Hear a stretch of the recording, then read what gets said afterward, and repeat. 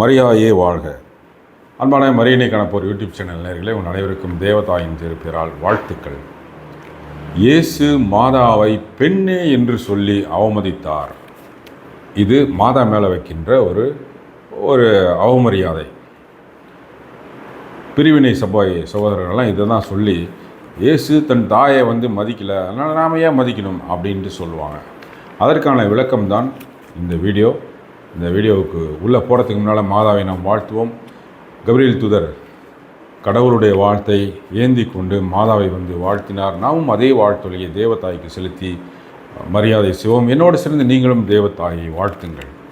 அருள் நிறைந்த மரியாயை வாழ்க, கர்த்தருமுடனே பெண்களுக்குள் ஆசீர்வதிக்கப்பட்டவள் நீரே, உம்முடைய திருவயிற்றின் கனியாகிய இயேசுவும் ஆசீர்வதிக்கப்பட்டவரே. உச்சிஷ்ட மரியாயே, சர்வேஸ்வருடைய மாதாவே, பாவிகளாக இருக்கிற எங்களுக்காக இப்பொழுதும் எங்கள் மரண நேரத்தில் வேண்டிக் கொள்ளும்.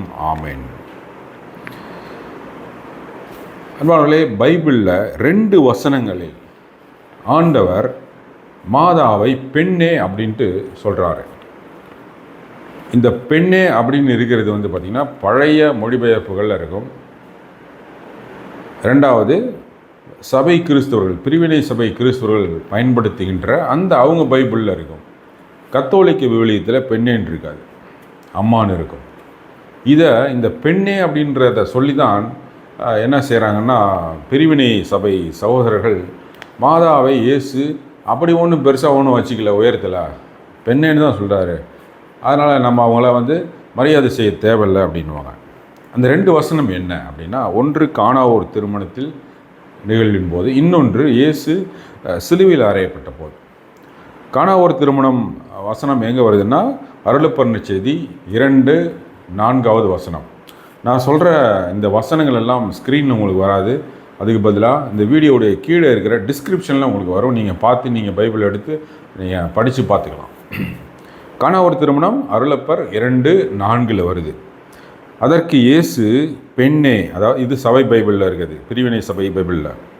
நான் கத்தோலிக்க பைபிளில், அம்மா அதை ஏன் என்னிடம் கூறுகிறீர், எனது நேரம் இன்னும் வரவில்லை என்றார். இது ஒரு வசனம், பெண்ணே அப்படின்ட்டு ஆண்டவர் மாதா சொல்கிறது. இன்னொன்று 2வது சிலுவையில் அறையப்பட்ட போது, அதே அருளப்பர் நட்சத்தி 19வது அதிகாரம் 26வது வசனம்.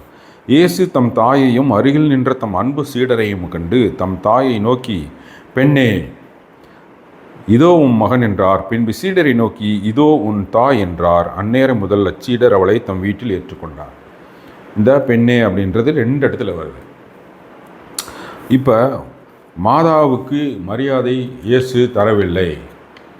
அப்போ நம்ம உலகத்தில் இருக்கிற நாம் எல்லாம் தர தேவையில்லை, அவங்கள கொண்டாட தேவையில்லை, அவரை புகழ தேவையில்லை, பக்தி செய்ய தேவையில்லை, மரியாதை செய்ய தேவையில்லை அப்படின்றது தான் இந்த சபை கிறிஸ்தவருடைய ஒரு குதர்க்கமான வாதம். இந்த பிரச்சனை என்னென்னா, இவங்க பைபிளை சரியாகவே படிக்கிறதில்ல. அதுதான் பிரச்சனையே. படித்தாலும் அது முன்னாலையும் பின்னாலையும் என்ன இருக்குன்றதெல்லாம் படித்து பார்க்குறதே இல்லை.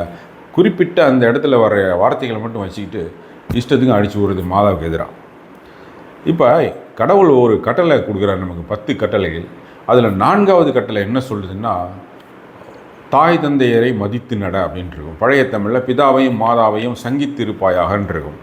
அப்போ இந்த 4வது கட்டளை என்ன சொல்லுது, தாயை மதித்து நட, தந்தையை மதித்து நட அப்படின்ட்டுன்னு கடவுள் சொல்கிற கட்டளையில் 4வது கட்டளையாக இருக்குது. இப்போ இந்த கட்டளையை கொடுத்த கடவுள் தன்னுடைய தாயை அவமதிப்பாரா? எங்கேயாச்சும் இது நடக்குமா? அது தான் ஒரு கட்டளையை போட்டு அதையே மீறுற கடவுளாக இருப்பார் அவர்? அப்படி மீறுறவராக இருந்தால் அவர் கடவுளா? இதை இந்த சபை, பிரிவினை சபை கிறிஸ்தவர்கள் இதை புரிஞ்சுக்கிறது இல்லை. இந்த 4வது கட்டளை அப்படியே ஒதுக்கி விட்டுட்டு பெண்ணேன்னு சொல்லிட்டாரு, அதனால் மாதாவை கொண்டாட தேவையில்லை. இப்போ ஒரு எதிர்கேள்வி என்னென்னா, இப்போ இந்த மாதிரி சொல்கிறவங்க அவங்க வீட்டில் இருக்கிற அவங்க அம்மா இருப்பாங்க இல்லையா, அவங்கள அம்மாவை போய் பொம்பளை அப்படின்னு சொல்லுவாங்களா? சொல்ல முடியாதில்ல. தன்னோட தாய்க்கு மட்டும் அவ்வளோ மரியாதை தர்றது, கடவுளுடைய தாய்க்கு மரியாதை தர வேணான்றது எவ்வளோ பெரிய முரண்பாடு பாருங்கள். சரி, இதற்கு பதில் ஆண்டவர் சொல்கிறார். வசனத்தில் ஆண்டவர் சொல்கிறார். எப்படி? அருளப்பர் நற்செய்தி 13வது அதிகாரம் 23வது வசனம்.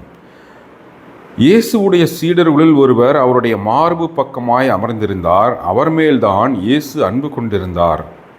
கவனிய, அவர் மேல்தான் இயேசு அன்பு கொண்டிருந்தார். அந்த அவர் யாருன்னா அதுதான் அருளப்பர் ஜான்.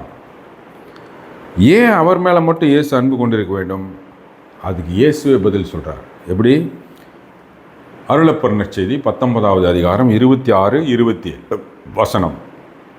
இயேசு தம் தாயையும் அருகில் நின்ற தம் அன்பு சீடரையும் கண்டு, அண்டர்லைன் கோட், அன்பு சீடரையும் கண்டு தம் தாயை நோக்கி, பெண்ணே, இது சபை கிறிஸ்தவ பிரிவினை சபை பைபிளில், கத்தோலிக்க பைபிளில் அம்மா இதோ உன் மகன் என்றார். பின்பு சீடரை நோக்கி இதோ உன் தாய் என்றார்.